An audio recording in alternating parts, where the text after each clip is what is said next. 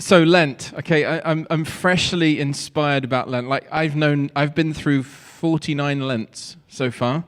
This is my 50th Lent, and I discovered something new. Sometimes we talk about when you get scripture, it's like a diamond with many facets. Not different meanings, not contradictions, but sometimes we can get so used to polishing this face that we miss this one over here. And I think I've kind of found another face to polish. I'm excited to share that with you. Lent covers, as we said, the 40 days, starting Wednesday this week, the 40 days leading up to Easter. And it's traditionally a time when Christians simplify their lives, give something up, and try to get ready to follow Jesus as he heads both into the desert, those 40 days, but also as he heads towards Jerusalem to the cross. And I was talking to my kids about this week, I think. And, somebody was asking me about Pancake Tuesday. What do you call it? Shrove Tuesday.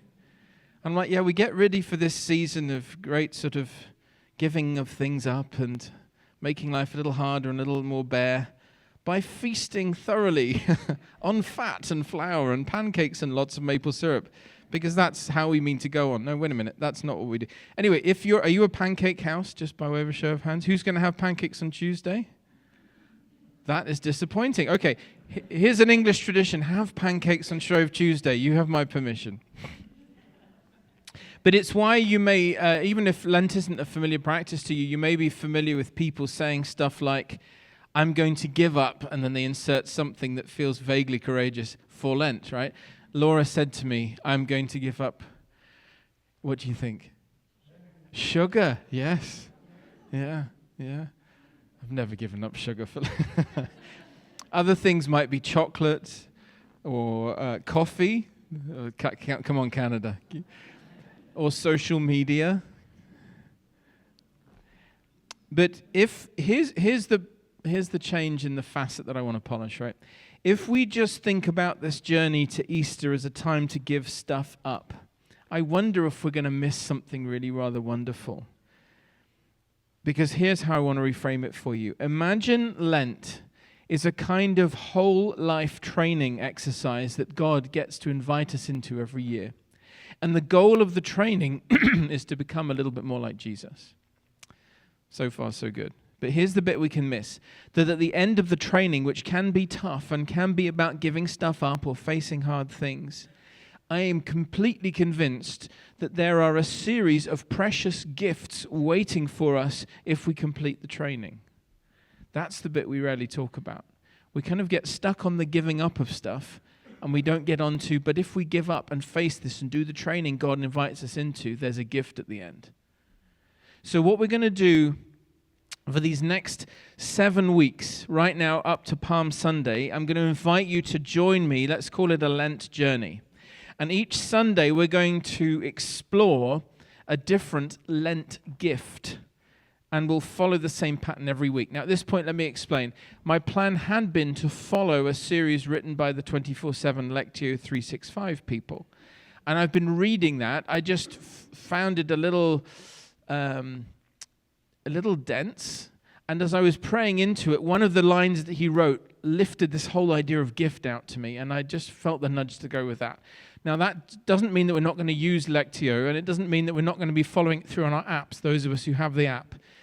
So I still invite you to, one of the things you can do this Lent is to download the what's it called, Lectio 365, Lectio 365 app onto your phone, and follow through with us Monday morning and evening and lunchtime if you want to, and make this moment to pause every day. That could be one thing that you commit to. That's a taking up, not a giving up, you see?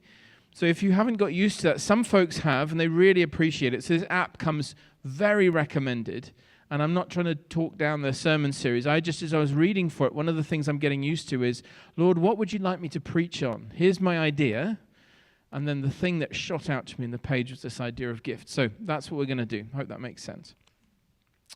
But first, I want to name a reality, sometimes true and sometimes tough, about the world that is either around us or inside us. So that's the first thing. Each Sunday, I'm going to name a reality. The second thing I'm going to do each Sunday for the next 7 Sundays is we're going to look at how we tend, as human beings, just ordinary, broken, fragile people, how we tend to respond to that tough reality. And then third, we're going to step into some Lent training that's kind of suggested in the Bible, a small invitation to respond differently or start responding differently. And finally, we'll discover the gift that grows if we stay with the training. Name the reality, check how we tend to respond, look at the training Lent offers us, and see what gift is waiting if we keep going with it. That's going to be how it's going to be for the next 7 weeks. So 7 weeks, and ultimately 7 good gifts. So let's begin. The first gift we're going to explore is this. Steadiness in storms. Steadiness in storms. I'm giving away the gift before you've got through the rest of it. That's just to keep you engaged here. Here's the invitation. Find out how to be unshakable, that is to say, calm, grounded, or at peace when the world around you or the world inside you is shaking. Did you hear that in these testimonies, by the way? Find out how to be a little bit more like Levon and a little bit more like Jane. I don't say that to puff them up because I know that's not who they are. But they have just testified. I didn't plan it, I genuinely didn't plan this, but what they have testified to is something that I want all of us to have. Steadiness in the storms. I figure we should start there because our world is shaking right now. And I know every day fear is rising in our culture. But I want to open this up by telling you a story that my friend Murray shared with me recently. And he told me a story about the way cowboys train horses to get them ready for journeys on high up mountain trails. Now, I can't say that I've ever been on a horse, much less been on the back of one on a high mountain trail. So you may need to picture this with me. Imagine a horse with, what do you call it, pack? Luggage, saddle, clearly no idea. Yeah, he comes from Oxford. Saddlebags, heavily laden, the kind that carries people along narrow paths high up in the hills, high up on those remote mountain trails. Maybe to get this clear in your mind, you could think of your favorite Western movie. That bit where the cowboy hero and his trusty steed are traveling slowly upon a narrow path with us. I was nearly going to do a horse motion. I thought the better of it. Did you notice that little? Yeah. And they're traveling along a narrow path, and there's this very steep drop, like scree and pebbles and oblivion down one side, and a sheer cliff face to the other. In fact, it reminds me of an actual story, which I should have told you, which was about when Angela was doing a gap year and you were in Bolivia and you went along a road which was called the Road of the Dead or something like that. No, it wasn't called that at all. It was just... But it was a road where there'd been lots of accidents because it's one lane, pretty much dirt road. It's a sheer drop one side and basically a wall of rock on the other. And people drive pretty fast down that road, and you made it through. And you squeezed, I don't know how, but it's that just have that kind of image in your head, okay? Maybe you've actually walked a trail like that. I don't know.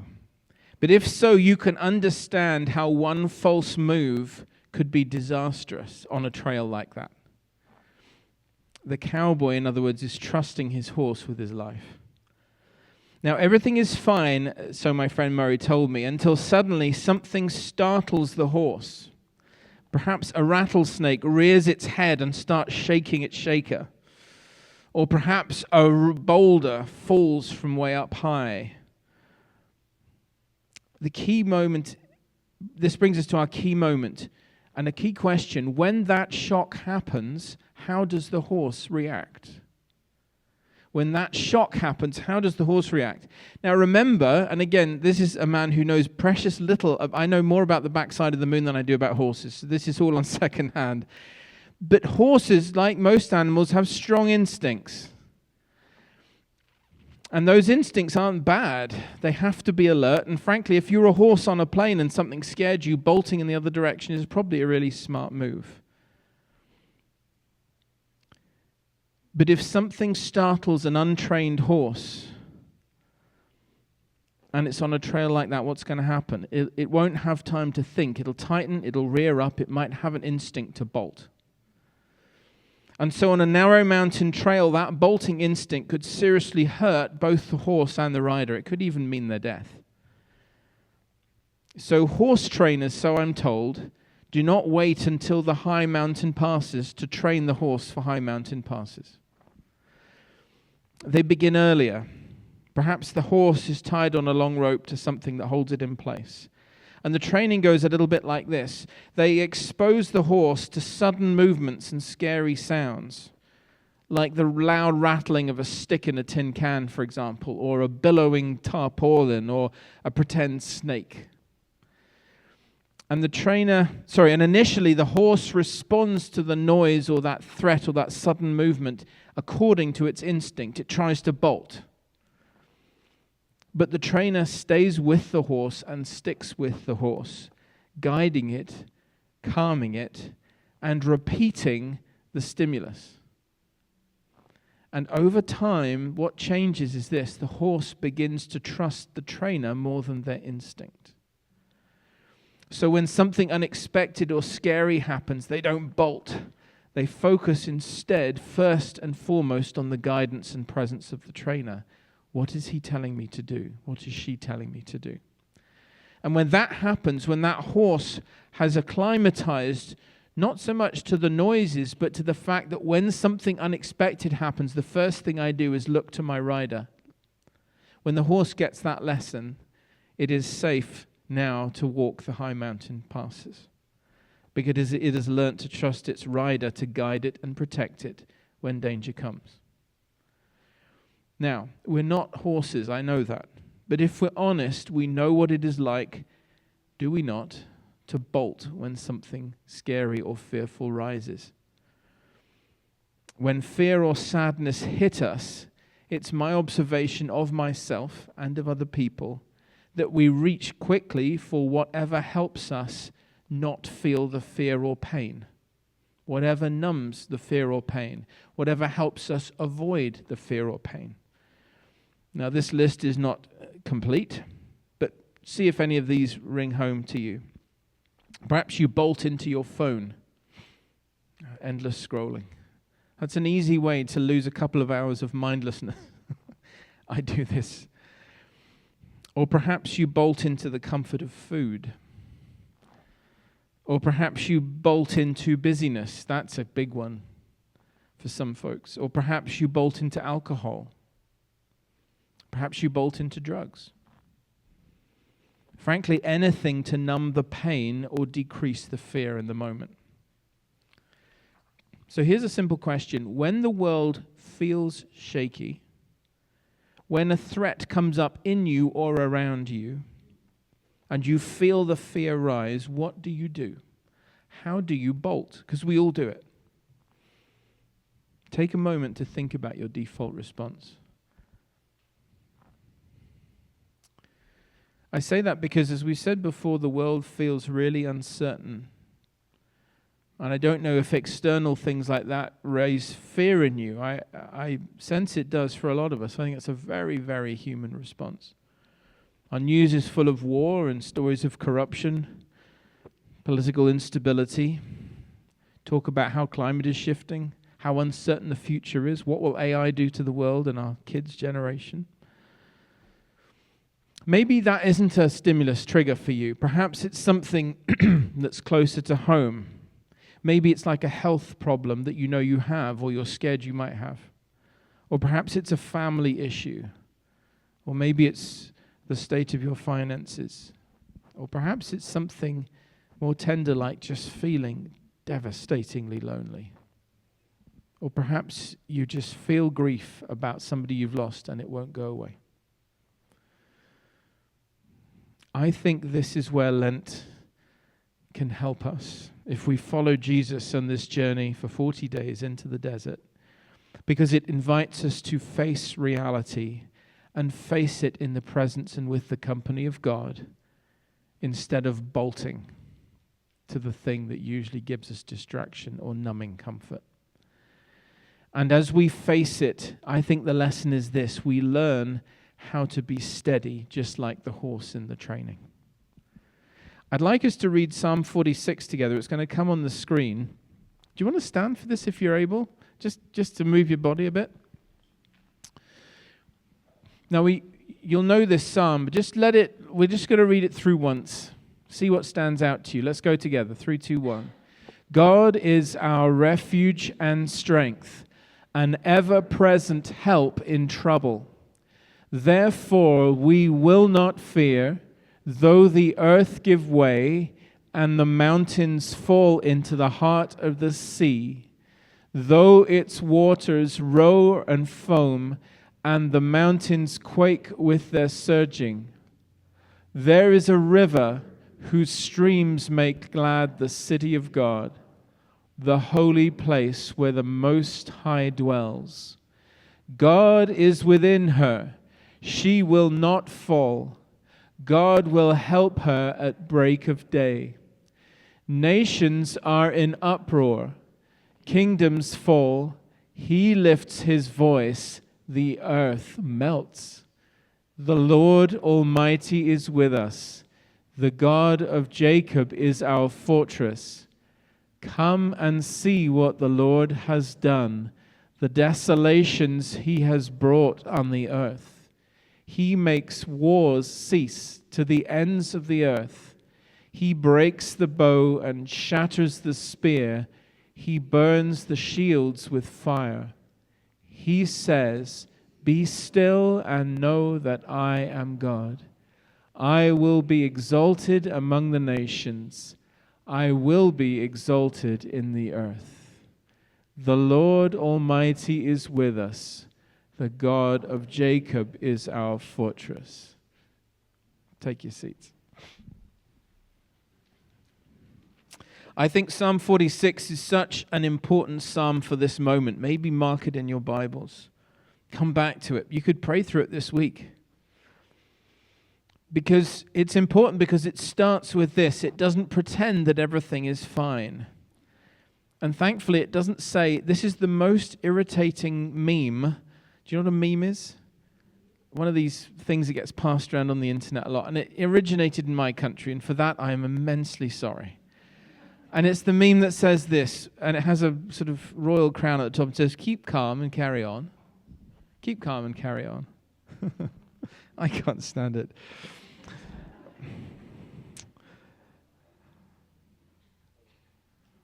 But this psalm doesn't say, "There's nothing to worry about. Stiff upper lip, keep going, chaps." It doesn't say that.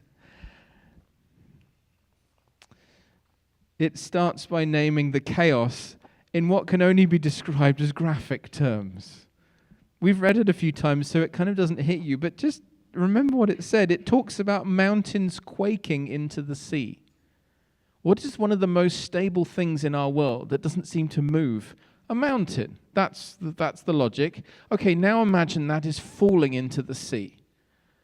This is not an image of calm civility. This is an image of complete upheaval. It talks about chaotic waters roaring and foaming. There's a kind of an interesting echo in that little picture, by the way. I didn't mean to talk about this, but it seems relevant. All the way back to the very beginning of the Bible, the first thing we see is chaotic waters.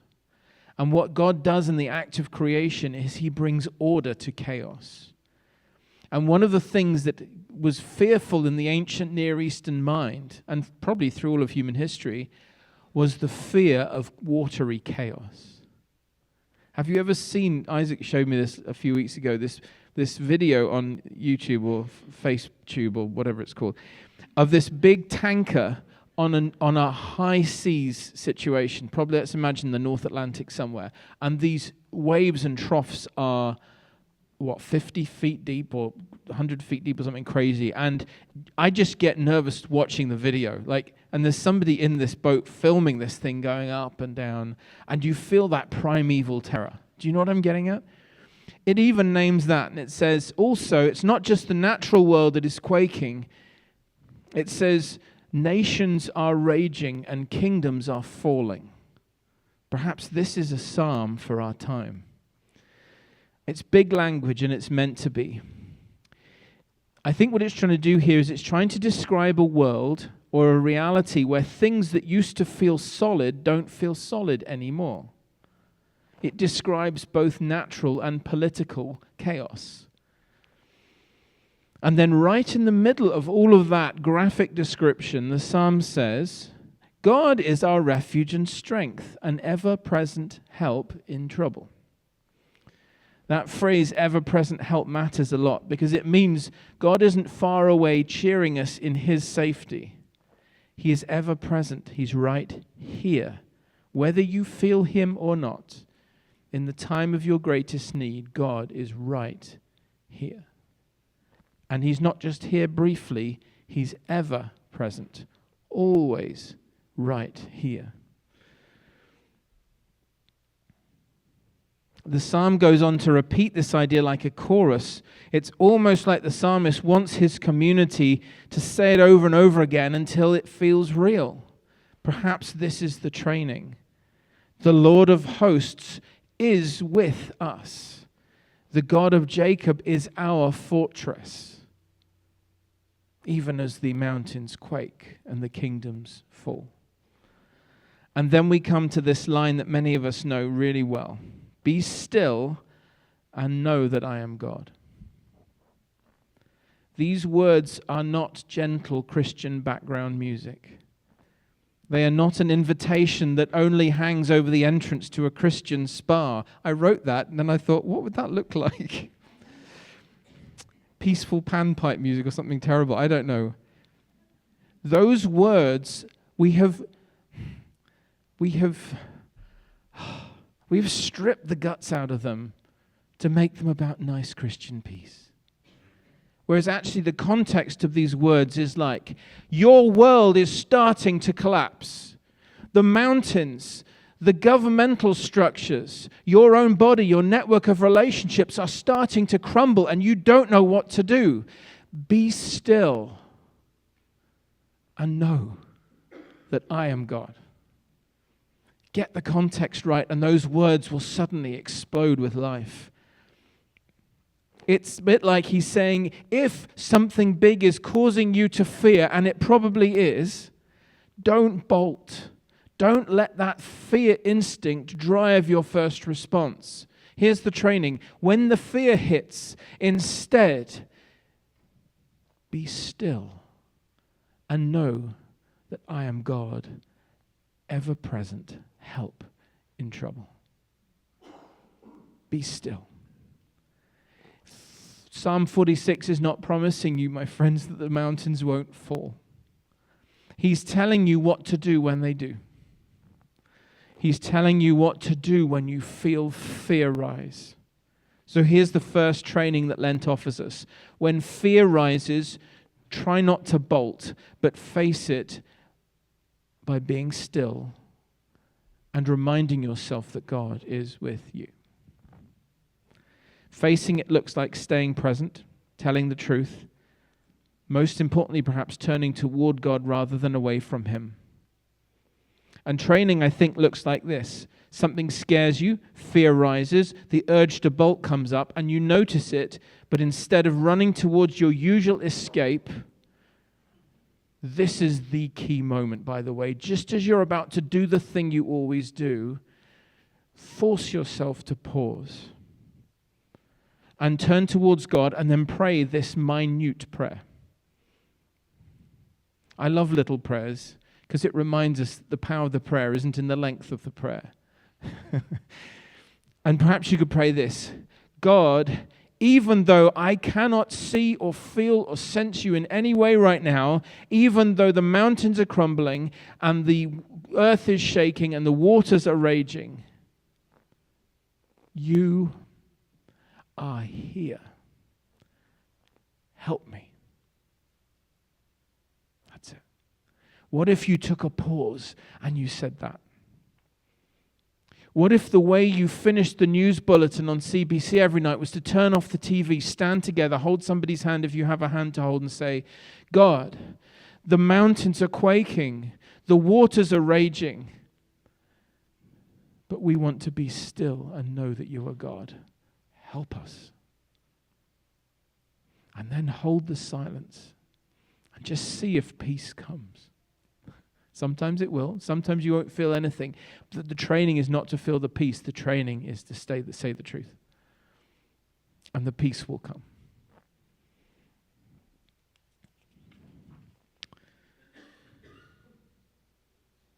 The goal of the training, my friends, isn't that you never feel fear.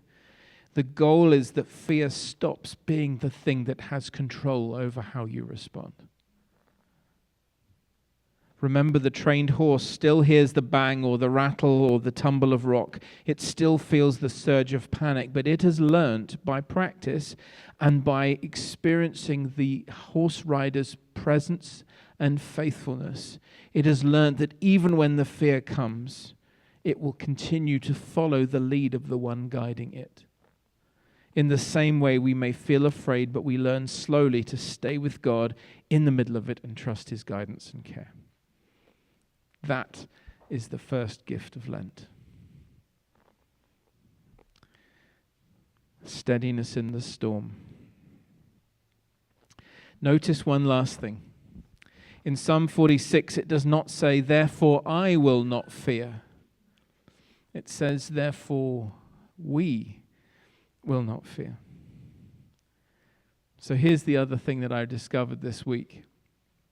This Lenten training to name the truth of who God is and where God is in the moment when fear compels you to do the opposite.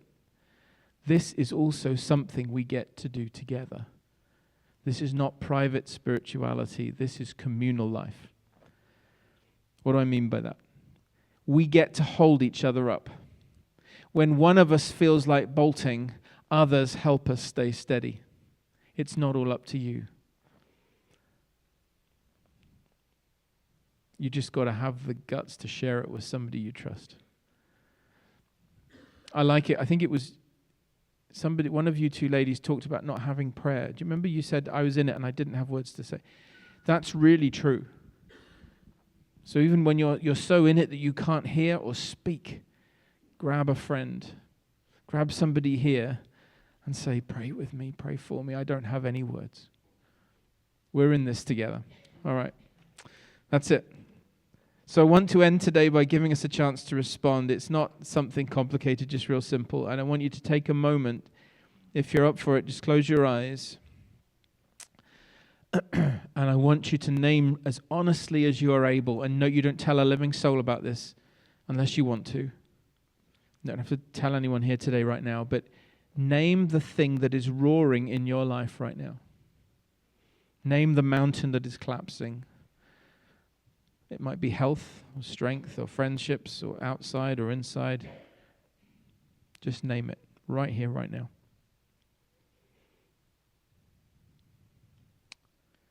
And name it before God because He's listening. And we haven't solved it yet. We've just named it.